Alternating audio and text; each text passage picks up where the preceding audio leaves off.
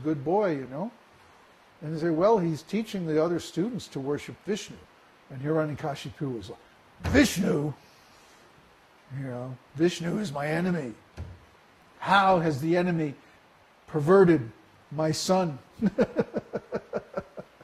So he had Prahlad brought to him, and he lectured him very sternly about this, and then sent him back to the school and admonished the teachers, now you make sure that he doesn't give these other students any more of this nonsense.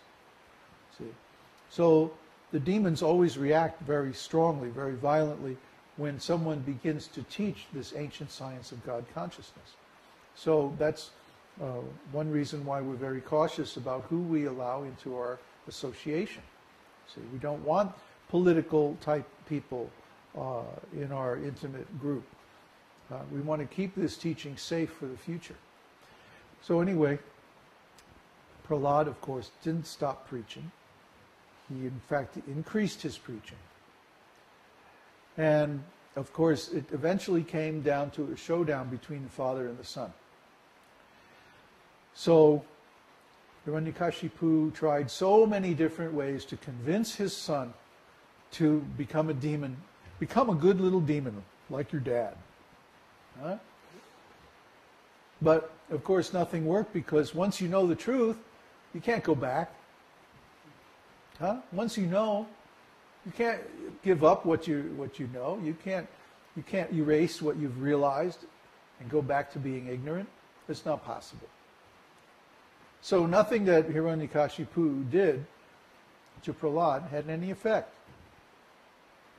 Basically, he was, brainwashing him, trying to, put him into prison and have his demoniac friends do so many nasty things to him and like that. Nothing worked. He didn't have any effect. So he was getting desperate.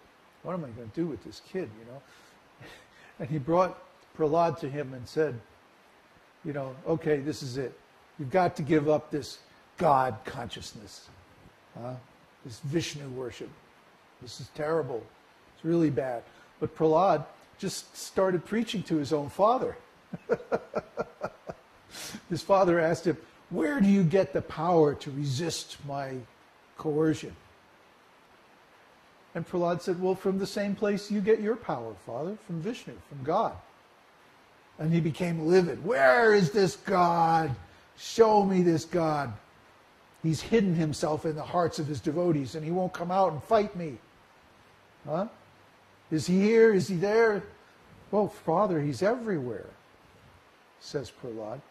So Hiranyakashipu says, is he in this pillar? And Prahlad says, well, of course, yeah.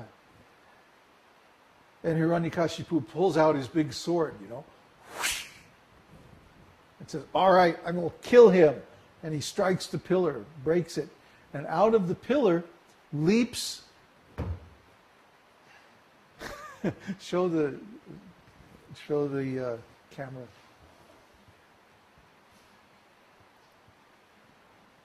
Lord Nṛsiṁhadeva. Śrīmad-Bhāgavatam.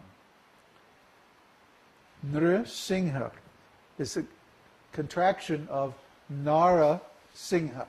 Nara means a human being, and Singha means lion.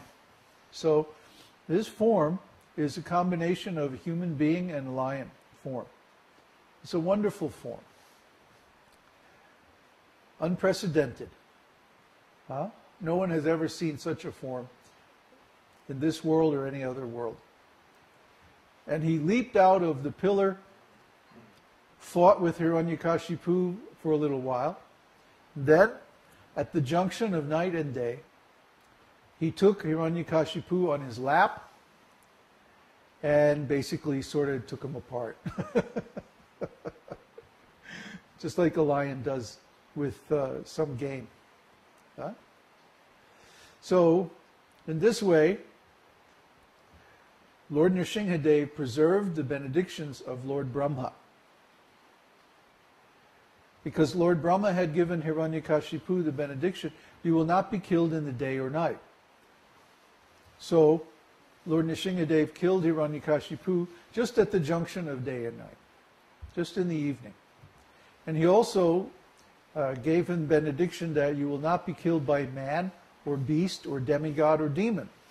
And so the Lord, of course, is none of these categories. And he had this form, which is a combination of man and animal form. Very beautiful form. So he preserved all these benedictions given by Lord Brahma, and he also preserved the word of his devotee Prahlad that, oh, the Lord is everywhere, he's even in this pillar. So he jumped out of the pillar, and in between everything, in between day and night, not in the ocean, not in the water, not on the land, not in the sky, but on the throne, on the throne of Sheshanaga, the transcendental serpent.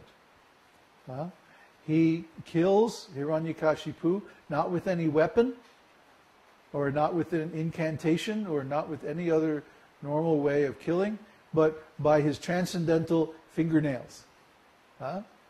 This is the Lord. Just see how intelligent. Nobody can trick him. He can trick and deceive or cheat anybody, but nobody can cheat him. He's so intelligent. So in this way, he preserved the benedictions and the words of his devotees, but at the same time, he gave the appropriate treatment to the demons. And then after that, he was still in a very angry mood. All the demigods came and offered him different presentations, but it didn't calm him down. So finally, Lord Brahma said to Prahlad, Prahlad, you go talk to him. He came to save you. So maybe you can make him, put him in a good mood. The demigods are always afraid that they're going to lose their positions, you know? They're always afraid, oh, if we screw up, we're going to get fired. So, because they're attached to material opulence and power, they're not pure devotees. But they are certainly devotees, and they're very much empowered by Lord Vishnu to do their, whatever their service is. And then at the end of the universal manifestation, they go back to the spiritual world with Lord Brahma because of their sincere service. So anyway, the demigods are all like quaking in their sandals, you know. What's going to happen? The Lord is displeased with us. So Prahlad goes up to Hiranyakashipu, and he garlands him with this Vijayanti garland. The Vijayanti garland is a type of garland which is offered in Vedic ceremonies to the victor of the battle. So Prahlad garlanded Nṛsimhadeva, and then Nṛsimhadeva dealt with Prahlad very tenderly. He assumed a very nice mood.